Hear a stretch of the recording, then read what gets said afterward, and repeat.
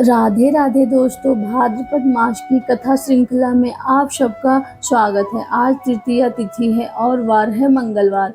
परम भगवान श्री हरि को प्रसन्न करने के लिए इस पवित्र मास में प्रतिदिन उनकी लीलाओं का श्रवण और कीर्तन करना चाहिए। हमें आशा है कि आपने इस भाद्रपद मास में इन पौराणिक कथाओं का श्रवण करना आरंभ कर दिया होगा। प्रयास करें कि इन संपूर्ण कथाओं का श्रवण करें आरंभ से लेकर अंत तक, ताकि इसका संपूर्ण फल आपको प्राप्त हो सके। तो चलिए इसी उद्देश्य के साथ आज की भाद्रपद मास की कथा का आरंभ करते हैं। चलिए आज की कथा श्रवण करते हैं। ऋषि पुरुषोत्तम जी ने कहा, हे राजन, ब्रह्मा जी सर्वज्ञ और साक्षात नारायण के स्वरूप हैं। वास्तव में वे नित्य ही अपने निजी मान से उनकी आयु 100 वर्ष की मानी गई है। वे ब्रह्मा जी की आयु पर कहलाती है और इसके आधे भाग को परार्ध कहते हैं। 15 निमेष की एक काष्ठा होती है। 30 काष्ठाओं की एक कला और 30 कलाओं का एक मुहूर्त होता है। 30 कला मुहूर्त के काल को मनुष्य का एक दिन और रात माना जाता है। इस प्रकार 30 दिन का एक मास होता है। एक मास में 2 पक्ष होते हैं। 6 महीने का एक आयन होता है और 2 आयनों का एक वर्ष बनता है। आयन तो 2 होते हैं, एक दक्षिणायन और उत्तरायण। दक्षिणायन देवताओं की रात्रि कहलाती है और उत्तरायण उनका दिन कहलाता है। तो देवताओं के 12,000 वर्षों के 4 युग होते हैं, जो कि क्रमशः सतयुग, त्रेता, द्वापर और कलयुग के नाम से जाने जाते हैं। हे राजन, अब इन युगों का वर्ष विभाग मुझसे सुनो। पुरातत्व के ज्ञाता विद्वान पुरुष ऐसा कहते हैं कि सतयुग आदि का परिणाम क्रमशः 4 दिन, 2 या 1000 दिव्य वर्ष हैं। प्रत्येक युग के आरंभ में उतने ही 100 वर्षों की संध्या कही जाती है और युग के अंत में संध्या अंश होता है, यानी कि संध्यांश का मान भी उतना ही है जितना संध्या का है। नुप श्रेष्ठ, संध्या और संध्यांश के बीच का जो समय है उसी को युग समझना चाहिए। वही सतयुग और त्रेता आदि के नाम से प्रसिद्ध है। सतयुग, त्रेता, द्वापर और कलयुग यह सब मिलकर चतुर्युग कहलाते हैं। ऐसे 1000 चतुर्युगों को ब्रह्मा जी का एक दिन कहा जाता है। अगर इस बात को विस्तार से आप समझना चाहते हैं तो हम ऐसे समझ सकते हैं कि सतयुग का मान 4000 दिव्य वर्ष है। उसके आरंभ में 400 वर्षों की संध्या होती है और अंत में 400 वर्षों का संध्यांश होता है। इस प्रकार संध्या और संध्यांश के साथ सतयुग की अवधि कुल 4800 दिव्य वर्षों की है। इसी प्रकार त्रेता का नाम मान यानी कि उसका समय गिना जाएगा। 3000 दिव्य वर्ष होता है। संध्या मान उसका 300 वर्ष होता है और संध्यांश मान उसका 300 वर्ष है। इसलिए उसकी पूरी अवधि 3600 दिव्य वर्षों की हुई है। इसी प्रकार द्वापर युग का भी समय अगर देखा जाए तो 2000 वर्ष, इसमें संध्या का अंक 200 वर्ष है और संध्यांश का भी समय वही होगा, 200 वर्ष। इसलिए इसका कुल मानांक अगर देखा जाए तो 2400 दिव्य वर्षों का हुआ है। उसी प्रकार कलयुग का युग भी मान 1000 वर्ष है। उसकी संध्या है 100 वर्ष और संध्यांश का नाम मान भी 100 वर्ष है। इसलिए कलयुग की कुल आयु है 1200 दिव्य वर्षों की हुई है। देवताओं का वर्ष मानव वर्ष से 360 गुना ज़्यादा होता है। इसलिए मानव वर्ष के अनुसार कलयुग की आयु अगर देखी जाए तो 43,000 2000 वर्षों की, द्वापर युग की आयु 86,400 वर्षों की त्रेता की रहती है और सतयुग की आयु भी रहती है। इसी प्रकार से यह सारा मिलाकर एक चतुर्युग बनता है और इस प्रकार 1000 चतुर्युगों का यानी कि हमारे अब 4 अरब 32 करोड़ वर्षों का ब्रह्मा जी का सिर्फ एक दिन बनता है। ब्रह्मा जी के एक दिन में 14 मानवंतर होते हैं। 71 चतुर्युगों के हिसाब से देखा जाए तो 14 मनवंतरों में से 994 चतुर्युग बनते हैं, लेकिन ब्रह्मा का दिन 1000 चतुर्युगों का माना गया है। इसलिए 6 चतुर्युग और बचे हैं। 6 चतुर्युग का 14वां भाग कुछ कम दिव्य वर्षों का होता है और इस प्रकार का मनवंतर के अंदर 71 चतुर्युग के अलावा इतने दिव्य वर्ष और अधिक जोड़े जाते हैं। हे राजन, ब्रह्मा के दिन एक दिन में 14 मनु होते हैं। उनके समय का परिणाम सुनो। सप्तऋषि देवता इंद्र, मनु और मनु के पुत्र एक ही समय में उत्पन्न होते हैं और अंत में साथ ही साथ उनका संहार भी होता है। 71 चतुर्युग में से कुछ अधिक काल इनका मनवंतर होता है। यही मनु और देवताओं आदि का समय। इस प्रकार दिव्य वर्ष गणना के अनुसार 8,52,000 वर्षों का मनवंतर बनता है।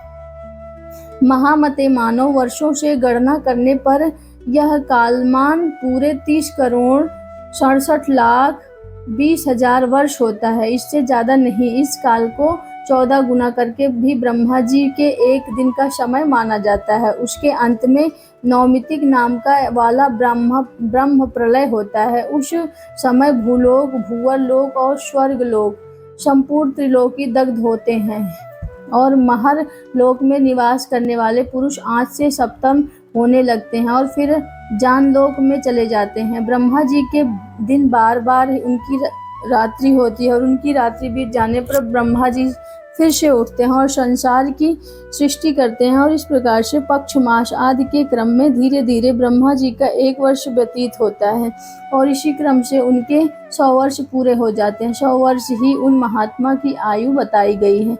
ब्रह्मा जी की आयु के विषय में सुनने के बाद भीष्म देव प्रश्न पूछते हैं, हे महामुनि, कल्प के आदि में नारायण संज्ञक भगवान ब्रह्मा जी ने जिस प्रकार संपूर्ण भूतों की सृष्टि की, अब उसका वर्णन कीजिए।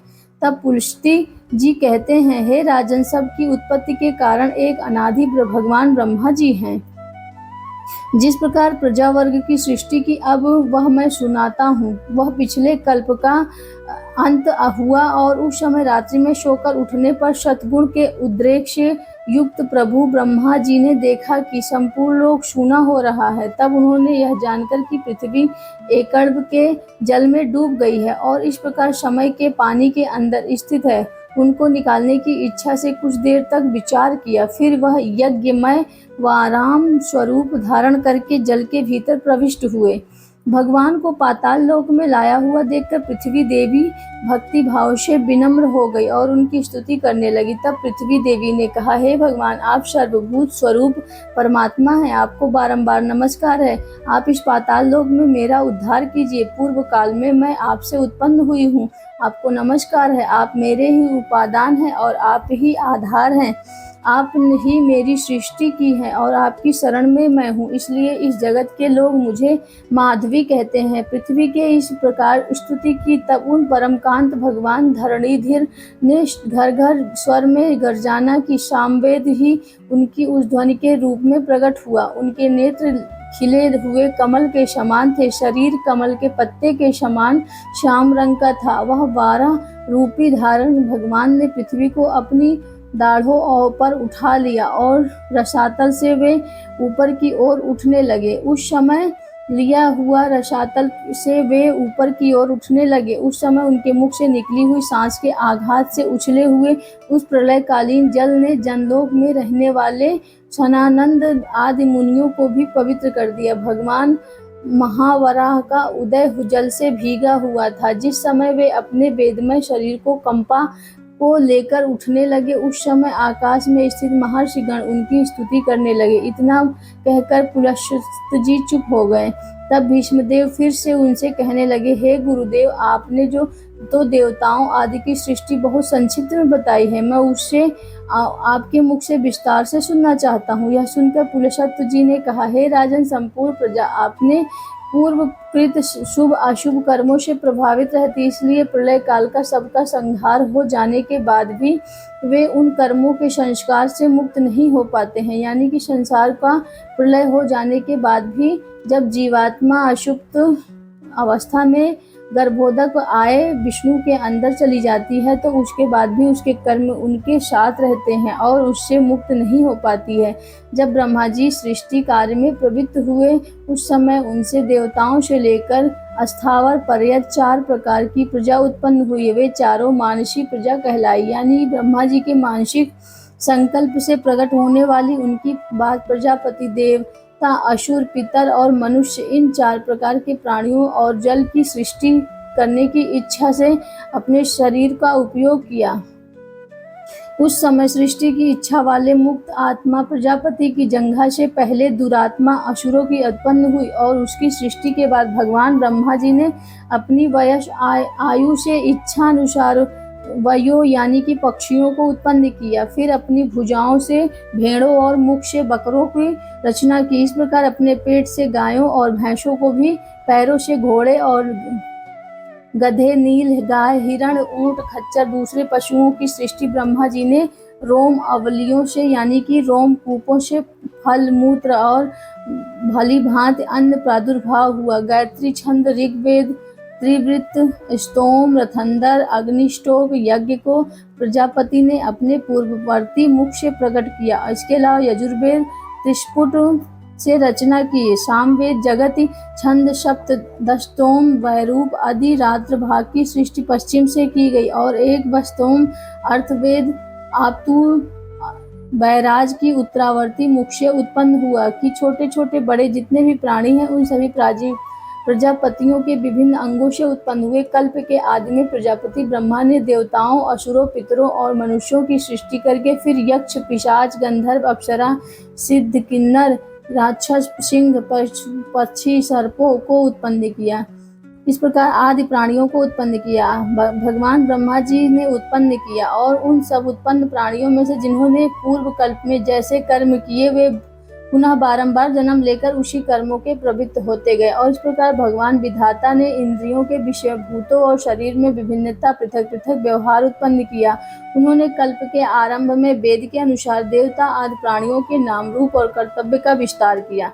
ऋषियों और अन्य प्राणियों को भी वेद अनुकूल नाम और उनके यथा योग्य कर्मों को भी ब्रह्मा जी ने एक ही निश्चित किया। जिस प्रकार भिन्न भिन्न ऋतुओं के बारंबार आने पर उनके विभिन्न प्रकार के चिन्ह पहले के समान प्रकट होते हैं, उसी प्रकार सृष्टि के आरंभ में भी सारे पदार्थ पूर्व कल्प के अनुसार ही दृष्टिगोचर होते हैं। और सृष्टि के लिए इच्छुक और सृष्टि की शक्ति से युक्त ब्रह्मा जी के कल्प के आदि में बार बार ऐसी सृष्टि की रचना की जाती है जो आज तक भी भाद्रपद मास की कथा, जिसे हम पद्म पुराण से सुन रहे हैं और जिसमें आज हमने सृष्टि की रचना किस प्रकार की जाती है उस विषय में सुना। हमें आशा है कि आज की जानकारी आपको अच्छी लगी होगी।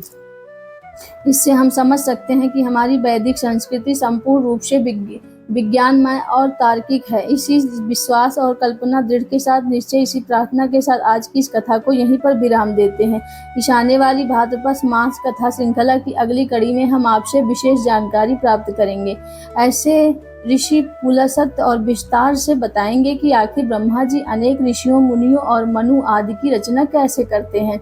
उस भाग को सुनने के लिए याद से कल से आप हमारे चैनल प्रीति वत्स 999 को याद से सब्सक्राइब कर लीजिएगा और बेल आइकन को प्रेस कीजिएगा जिससे नोटिफिकेशन मिलता रहे। हम आपसे मिलेंगे इसी कथा की अगली कड़ी के साथ कल प्रातःकाल आपके अपने पसंदीदा चैनल प्रीति वत्स 999 पे। तब तक के लिए राधे राधे, स्वस्थ रहिए, मस्त रहिए।